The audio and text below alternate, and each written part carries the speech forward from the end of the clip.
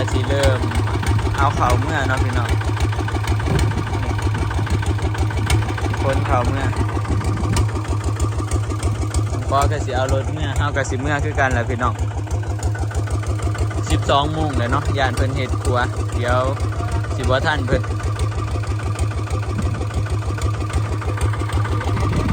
โอ้รถตัวนี้มันใส่ยางอันนี้มาสิบ่อันนั้นปะโถบ่เฮ้ยสิบ่ควรปะโถบ่มันใส่ยางบ่มีดอกมา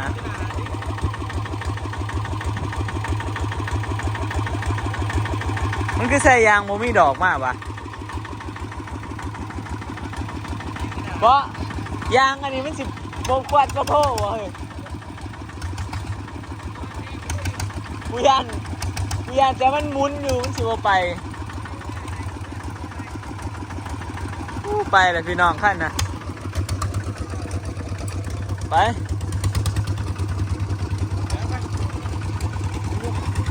12 โมงปะ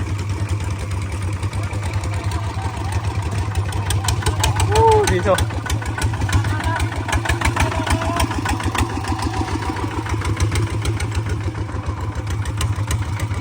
ห่วยอ๋อแบบห้ามขึ้นห้ามใช่ห้ามกับมันนึงโอ้เขารถพ่นเบิดบ่มือนี่นี่โอ้ได้หลายเติบว่ะมือนี้ได้100 กว่าสอบก็ได้ประมาณ10 ปลายถึงบ่10 ปลาย100 ละ 8 100 ละ 7 100 ละ 6ก็ได้8ปลายกัน8นี่8นี่มา10ปลายเพิ่นนึงได้สั่นนิดหน่อย10 กว่านึง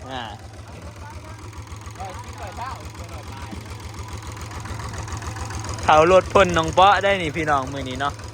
อันนี้คือเขาคาพ่นเนาะได้ประมาณดอกได้8 สอบพี่โชไปเมื่อเฮา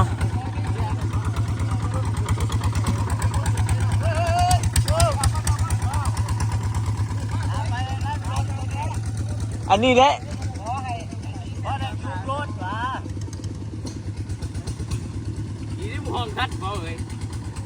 กูว่าเอารถตัวนั้นแก่เนาะคันมีอันนั้นเนาะมันยังไม่ทันเปลี่ยนเดี๋ยวเพราะงานไม่ทันได้เพิ่นเปลี่ยนจักรใส่ตัวนั้น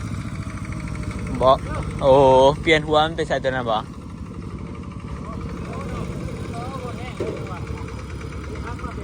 กูว่าเอาหัวตัวนั้นแก่นี่คักรถไปเดี๋ยวเฮาถ่าสุกรถพ่นซอยน้องเปาะเนาะต้องไล่เสือแอวคักเด้อน้ำไปไหนเดี๋ยวผู้สาวส่วนไปหาไปว่าไรนะฮะมาสิสุกซอยดอกนามาโลดไปสร้างนี่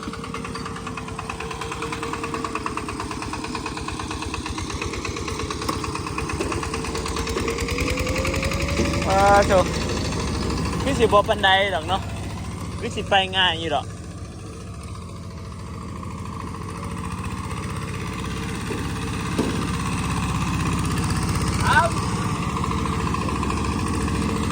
ซูเปอร์มันลอยอยู่แล้วซูเปอร์มันลอยอยู่แล้วรถสิบ่แห้งกะยามัน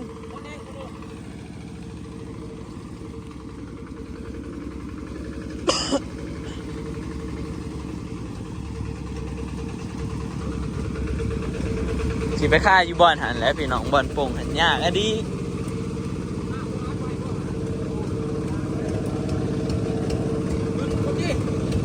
คนเพิ่งหัน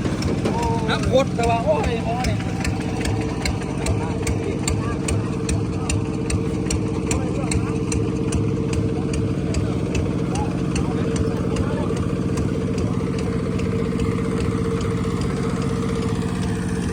ไปอยู่วะเนาะ บอลนี่นี่รถกันอีกราคาเลยคันเนาะ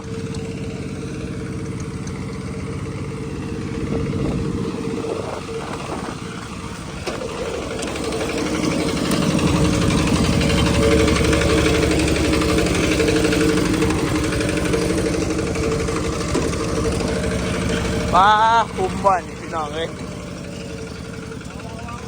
เบาๆเบาๆ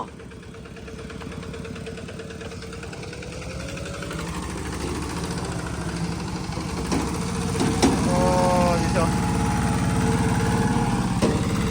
อะไรมันไปได้สบายป่ะเพื่อนทำนี่บ่บ่ค่าเนาะมีทาเบิ่งขั้นนี่ก็ขั้นนี่ก็ไปได้คือกันดี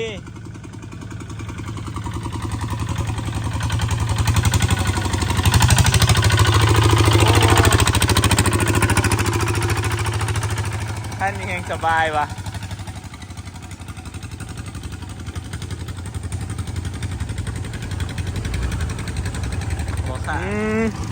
เจอแล้ววันนี้เจอแล้วเฮ้ยข้าแล้วพี่น้องวันนี้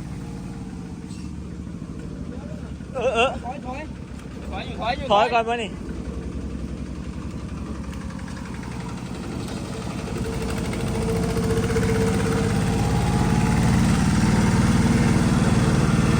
ไปเดี๋ยวสิสูบซอยกันก่อนพี่น้องเอ้ยถ่ายให้กูเบิ่งเสือ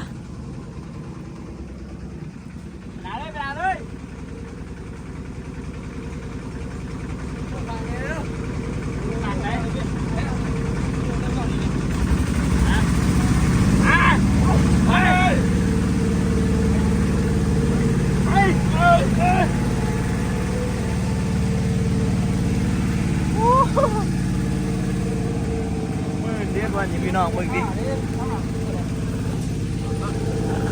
นั่นเฮ้ยเดี๋ยวมา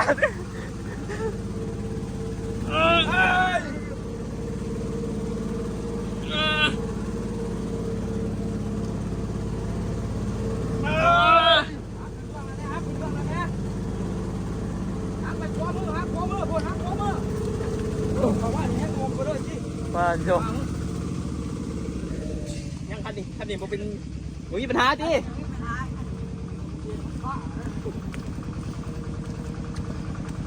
พี่ดึกวะคันนี้มันแน่อยู่แล้วที่ไรจะ40,000คันนี้10,000เนี่ยไปวันไหนอีกกันทุกคนบอมันอันนี้มันก็ไปเลยตีขันมันลวงไปแล้วมันก็ไปเลย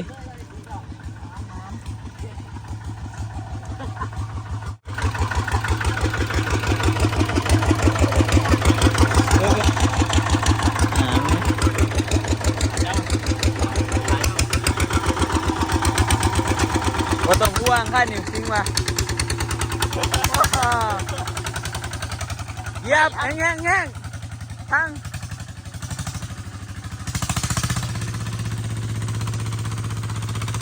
ว้าดิโด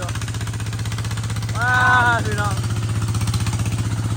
กิ่งมันบ่มียางเนาะกิ่งมันบ่มีดอกโอ้ดิโดเล่งไปเล่งมาโอ้เสียดายแต่บ่ได้อยู่ทั้งหน้า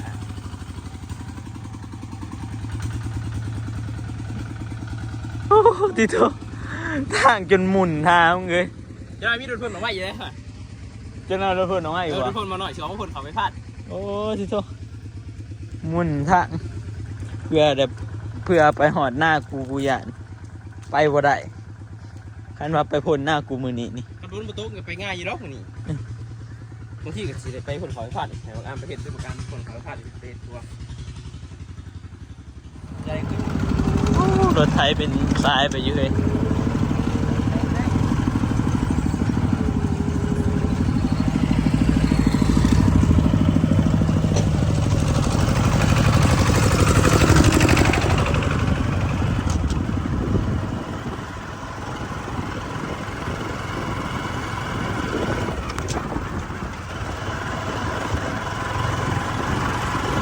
มาไว้เด้อรถคนกับรถอันนี้มันนี่มาไว้ขนาด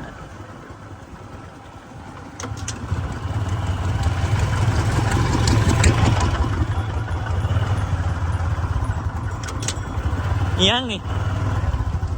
น้ำมันมืดบ่มันดับเองบ่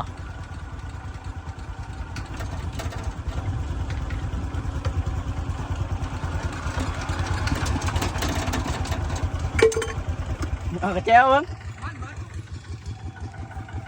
น้ำมันก็บ่ได้เบิดมันเป็นหยังซะสงสัยมีปัญหาได้พี่น้องจักหมอดเองเนาะรถน้องบอล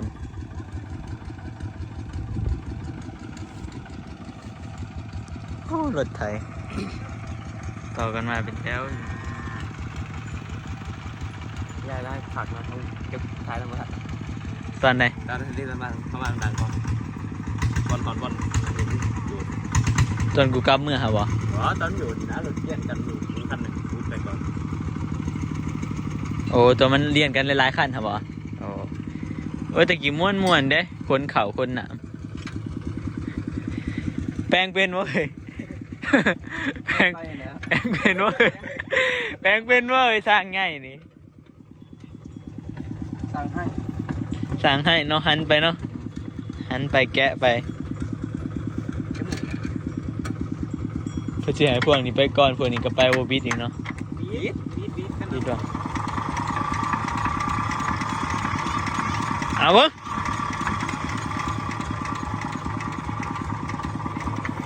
หมดสีด้วย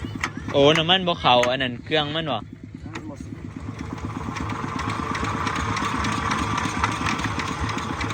ปกติน้ำมันมันสิพงออกมาบ่นี่บ่โอ้ ว่าสีตันเนาะ แสดงว่ามีขี้ฝุ่นไปตันอันนั้นมันบ่จัก หลากเลย แกะมาเลย